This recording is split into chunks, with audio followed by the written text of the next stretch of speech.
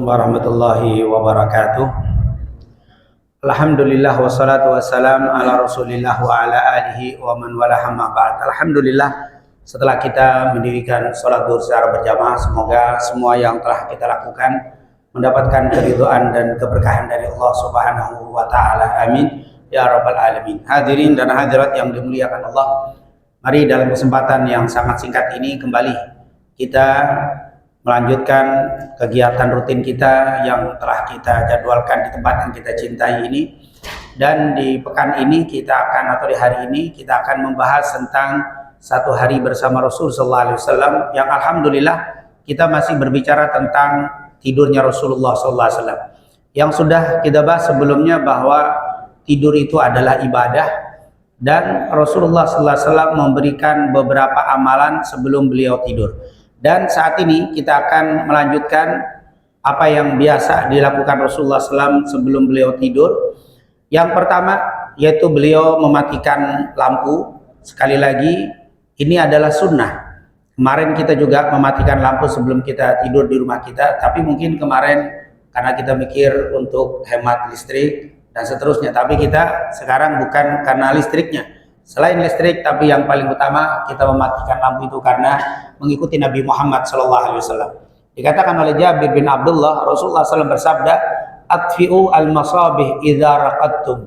Matikan lampu-lampu kalian apabila kalian hendak tidur. Wa ghalliqu al-abwab, dan tutuplah pintu-pintu.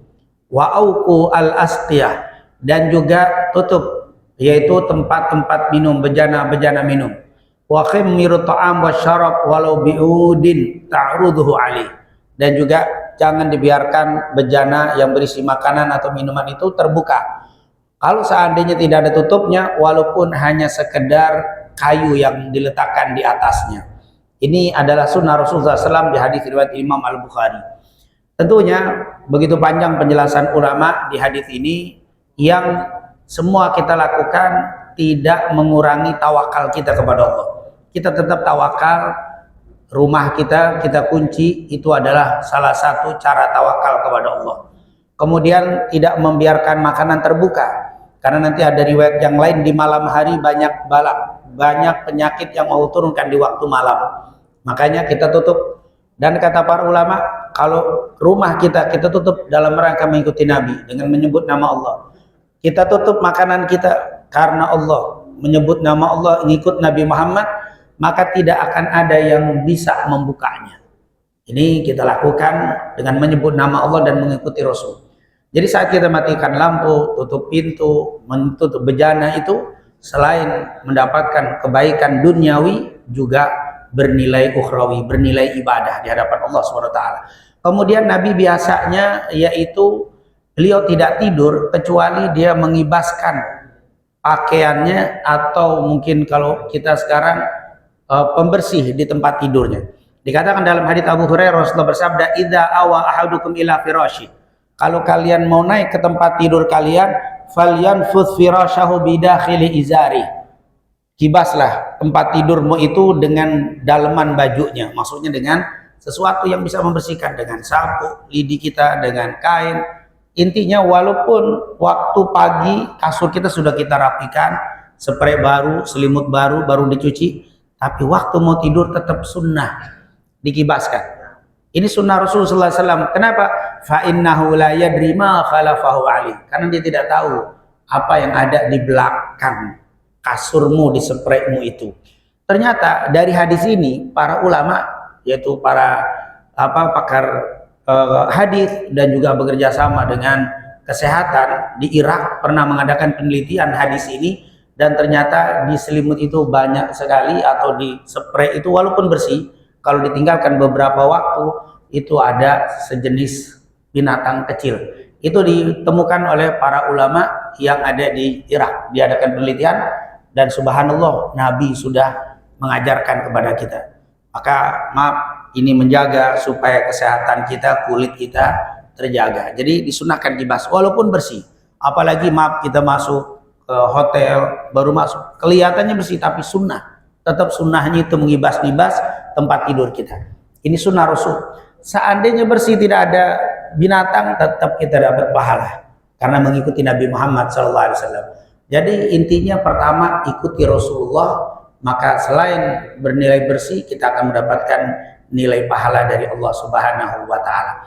Kemudian yang kedua, setelah tempat tidur beres, Nabi tidak pernah tidur kecuali selalu dalam keadaan berwudu. Maka sunnah bagi kita kalau mau tidur wudu.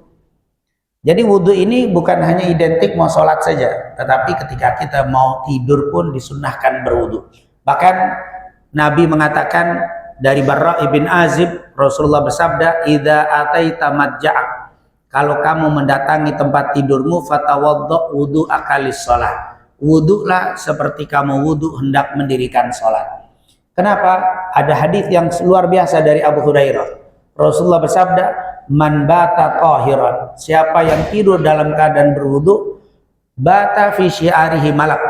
Akan tidur di dalam selimutnya malaikat. Tentunya tidak diartikan secara tekstual. Maksudnya adalah dia akan dijagai dengan penjagaan yang sangat dekat oleh malaikat. Malaikat bukan jaga di depan pintu rumah, tapi di kamarnya dijaga oleh malaikatnya Allah Subhanahu wa taala. Mungkin kita juga ada satpam tapi di luar sana. Tapi ini dijaga dengan jarak yang sangat dekat oleh para malaikatnya Allah. La yastayqitu sa'atan minal lail. Tidak ada orang itu terbangun di waktu malam atau bergerak di waktu malam illa qalal malak, kecuali malaikat yang menjaga. Jadi malaikat ini bukan hanya menjaga saja, tapi dia berdoa dengan mengatakan, Allahumma gfir li abdika fulan fa innahu bata tahiran. Ya Allah, ampuni hambamu ini si fulan. Nama kita disebut. Kata para ulama, nama kita disebut oleh malaikat itu. Allahumma gfir li abdika fulan. Ya Allah, ampunilah untuk hambamu ini. Fa innahu bata tahiran. Sungguh dia tidur dalam keadaan berwudu. Sepanjang malam kita dijaga malaikat dan mendapat doa malaikat. Kata para ulama, seandainya orang itu tidak bangun lagi, meninggal. Karena nanti kita akan ketahui orang tidur itu rawan meninggal. Orang tidur rawan meninggal. Makanya ada bacaan Bismika Allahumma ahya wa bismika amut. Ya Allah, dengan namamu aku hidup dan dengan namamu aku meninggal. Pas waktu pagi juga doanya, Alhamdulillahilladzi ahyana ba'da ma amatana wa ilaihi nusur. Segala puji bagi Allah yang telah menghidupkan aku setelah mematikan. Jadi tidur itu sangat rawan. Makanya jangan sampai kita nanti tidur lalu tidak bangun lagi tapi dalam keadaan tidak mendapatkan kesaksian dari malaikat. Apa kata para ulama? Orang yang tidur dalam keadaan berwudu, paginya tidak bangun, syahid. Matinya syahid. Syahid di sini kan artinya disaksikan. Maksudnya disaksikan oleh malaikat. Syahid. Malaikat yang menyaksikan, karena malaikat ada di dekat orang yang tidur dalam keadaan berwudu. Kemudian setelah itu Rasulullah SAW tentunya mengingatkan kepada kita, kalau kita punya anak, maka diperintahkan untuk dipisahkan kalau mereka sudah umur 10 tahun. Di dalam hadis Rasulullah, muru auladakum bis-shalah wa hum abna' sab'a sinin. Perintahkan anak-anak kalian mendirikan sholat sementara mereka umur 7 tahun. Terus wadribuhum 'alaiha, pukullah mereka, yaitu dengan pukulan yang mendidik, bukan pukulan yang memar, ya. Bukan pukulan yang dengan kuda-kuda. Wah, kamu tidak sholat, bapaknya kuda-kuda mukul ngikutin sunnah Nabi. Itu bukan sunnah Nabi.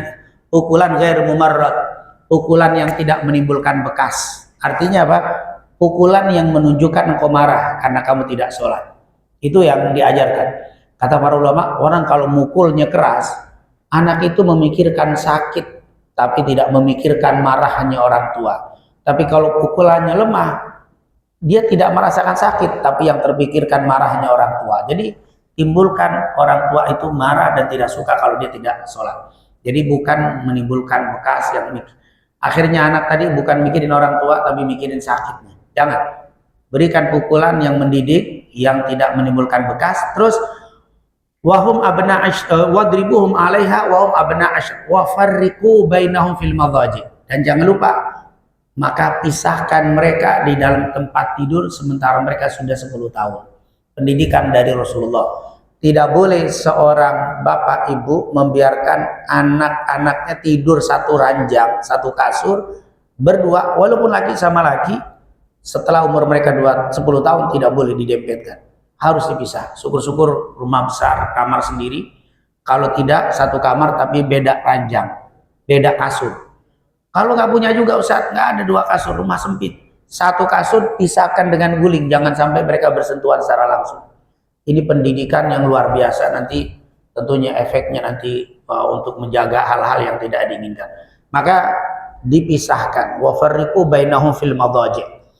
Ini tentunya Rasulullah mengingatkan kepada kita berkaitan dengan sebelum beliau tidur, mengingatkan kepada kita, yaitu kita pisahkan anak kita dan kita berwudu.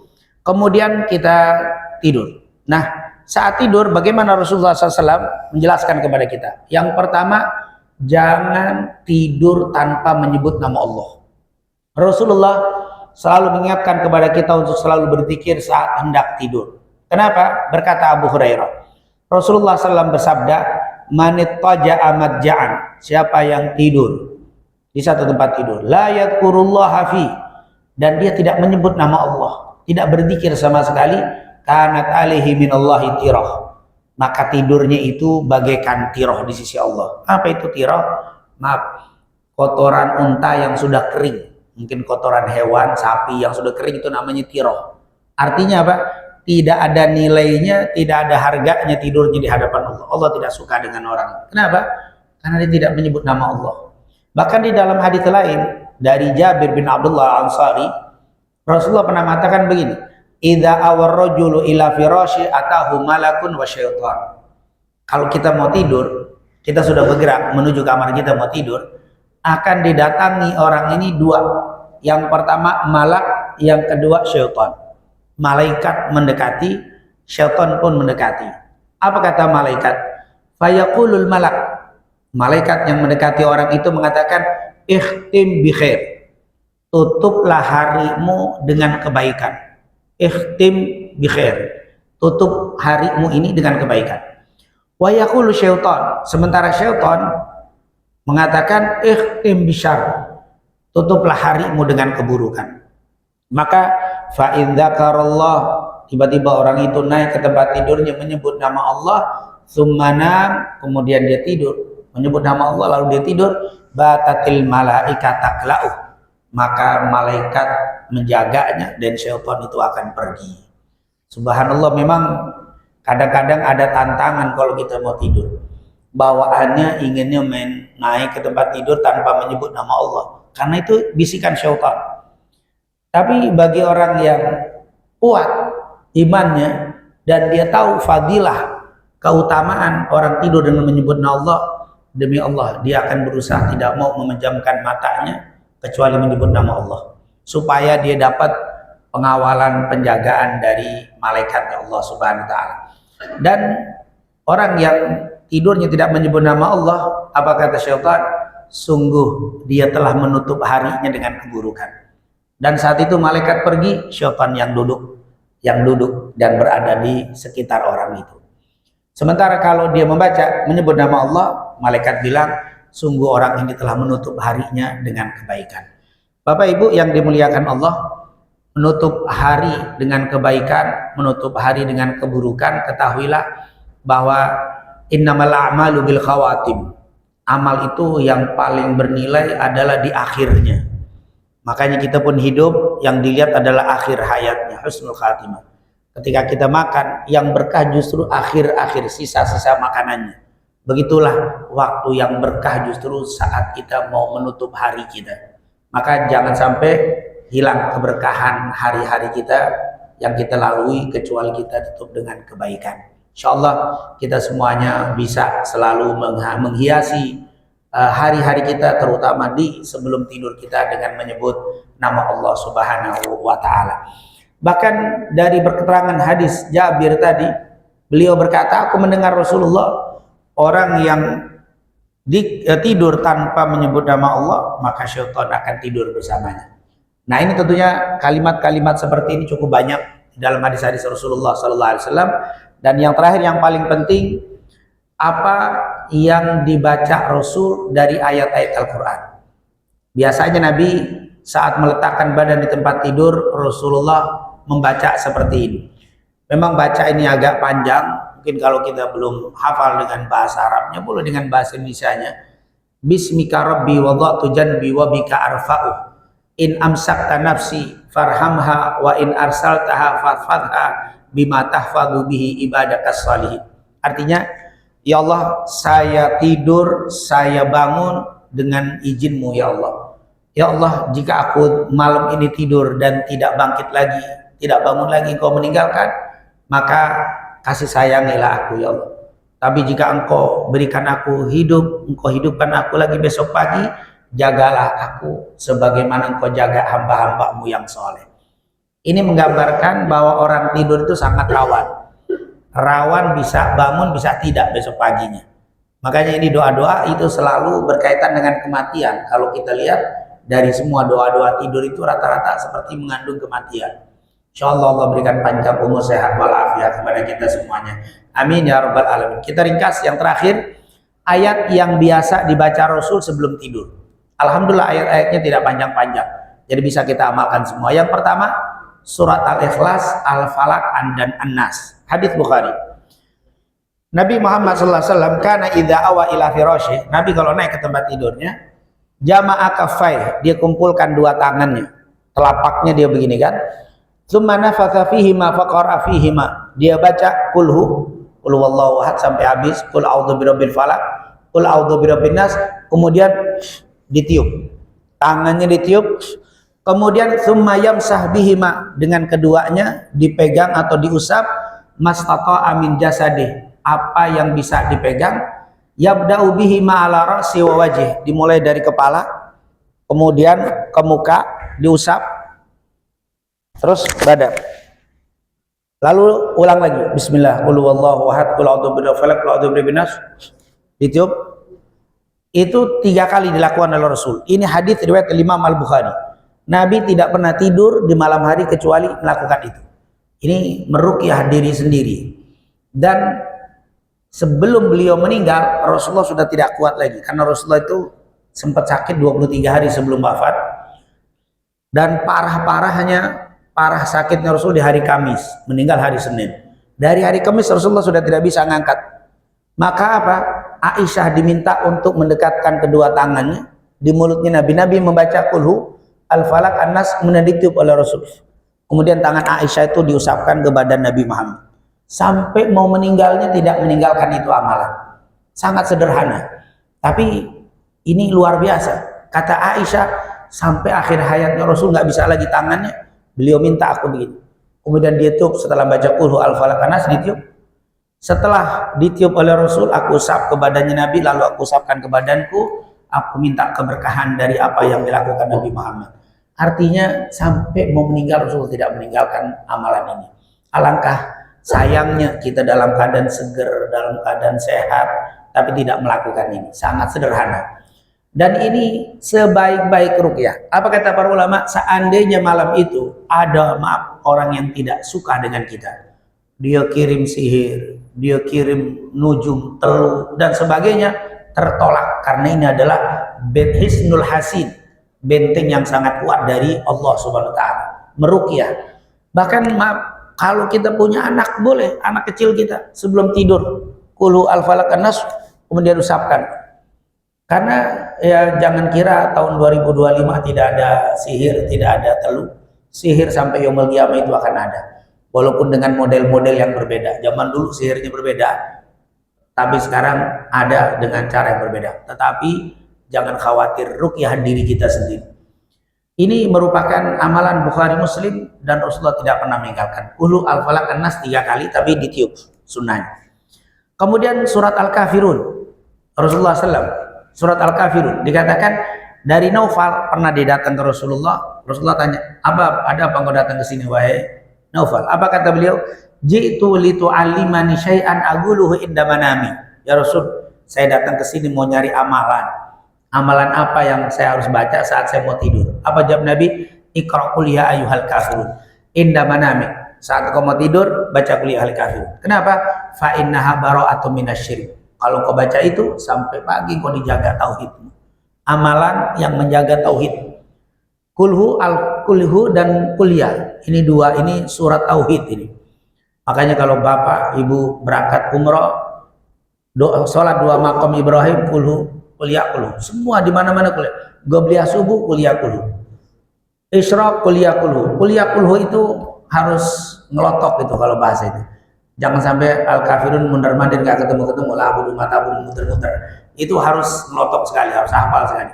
Kan itu adalah surat pembebas dari kemusyrikan. Yang ketiga, dua ayat terakhir surat Al-Baqarah. Amanar rasulu bima unzila ilaihi min rabbihi wal mu'minun. Kullun amana billahi wa malaikatihi sampai la tu'akhirna sampai selesai. Dua ayat surat Al-Baqarah. Apa kata Nabi? Dari Abu Mas'ud, Rasulullah bersabda, al-ayatani min akhiri suratil Baqarah. Dua ayat dari surat Al-Baqarah terakhir, dua ayat terakhir dari surat Al-Baqarah, man qara'ahuma, siapa yang membaca keduanya, fi lailatin kafatah, di satu malam kafatah, Allah berikan kecukupan. Hadis Bukhari.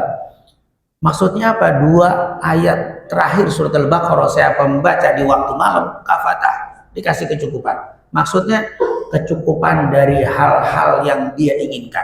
Yang pertama. Yang kedua, diberikan kecukupan dari hal-hal yang buruk, Allah akan hindarkan.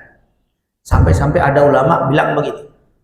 Kalau ada orang di rumahnya sebelum tidur dia baca akhir surat Al-Baqarah 2 ayat. Sebelum tidurnya, seandainya malam itu terjadi kebakaran di rumahnya, dia akan diselamatkan dulu. Seandainya rumahnya terjadi kebanjiran, dia akan diselamatkan. Bahkan diselamatkan dari pencurian. Ini subhanallah, kalau kita amalkan setiap mau tidur.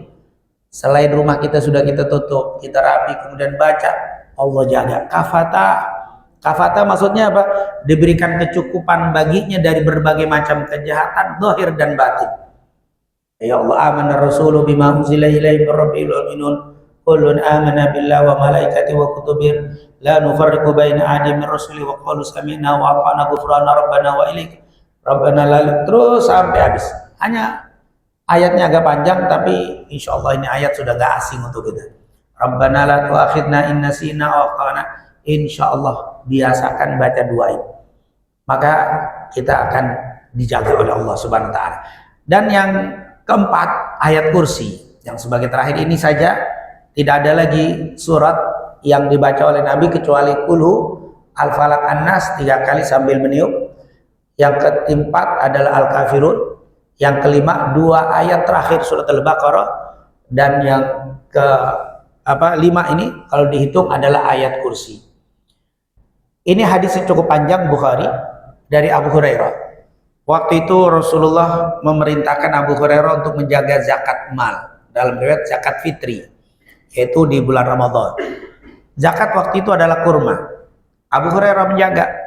Tiba-tiba ada pencuri yang menyelinap ngambil kurma tadi. Tertangkap sama Abu Hurairah. Akhirnya orang ini bilang, wahai Abu Hurairah, tolong maafkan saya dalam keadaan lapar dan seterusnya.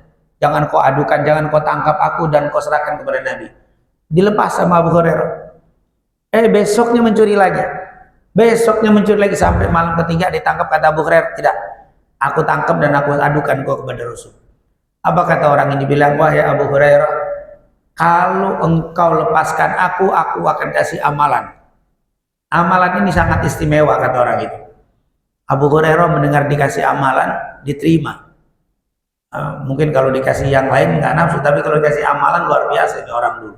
Baik, apa amalannya? Ini amalan dari dia. Idza awaita ila firasyik, kalau engkau menuju ke tempat tidur, mau tidur ke tempat tidur kasur, faqra ayatal kursi, bacalah ayat kursi. Allahu la ilaha illa wal hayyul qayyum sampai habis, hatta tahtima al ayat, sampai kau tutup ayat sampai selesai. Fa innaka lan yazala 'alaika minallahi hafid. Kalau engkau baca itu, wahai Abu Hurairah, engkau dalam penjagaan Allah. Wala yaqrabannaka syaitanun, dan syaitan tidak akan dekat kepada kamu hatta tusbih, sampai di waktu pagi. Setan tidak akan dekat.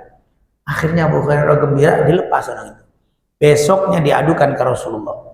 Rasulullah dengar berita itu, apa kata Rasul? Rasulullah tersenyum sambil mengatakan, shadaqa ma qala fa huwa kadzib. Yang dibicarakan orang itu benar, tapi yang membicarakan kepadamu, orang yang bicara itu pembohong, katanya. Jadi yang pembicara atau yang menyampaikan kepadamu itu adalah kadzib, pendusta, tapi pembicaraannya benar. Abu Hurairah kaget, siapa ya Rasulullah itu? Itu adalah syaitan. Jadi syaitan sendiri bilang, saya nggak bisa dekat di rumah yang dibacakan ayat kursi. Kalau dia bacanya sebelum tidur, maka dari satu malam rumah itu akan jauh dari syaitan. Subhanallah. Bapak Ibu yang dimuliakan Allah, sangat luar biasa ayat-ayat yang sangat pendek. Tapi kalau kita baca, tauhid kita dijaga, rumah kita dijaga, harta kita dijaga. Bahkan kalau meninggal pun husnul khatimah disaksikan malaikatnya Allah. Semoga Allah Subhanahu wa taala selalu memberikan taufik hidayah kepada kita semuanya untuk bisa melaksanakan apa yang dicontohkan Nabi kita Nabi Muhammad sallallahu alaihi wasallam dari amalan-amalan sebelum tidurnya, sehingga tidur kita semua dicatat sebagai amalan yang penuh ibadah dan kemuliaan dari Allah Subhanahu wa taala. Amin amin ya rabbal alamin. Rabbana taqabbal minna innaka antas samiul alim wa tub alaina innaka antat tawwabur rahim. Allahumma inna nas'aluka ilman nafi'an wa rizqan thayyiban wa amalan salihan maqbula. Wa sallallahu ala sayyidina Muhammadin wa ala alihi wasallam. Walhamdulillahi rabbil alamin. Subhanakallahumma wa bihamdika asyhadu an la ilaha illa anta astaghfiruka wa atubu ilaik. Lebih kurangnya saya mohon maaf. Assalamualaikum warahmatullahi wabarakatuh.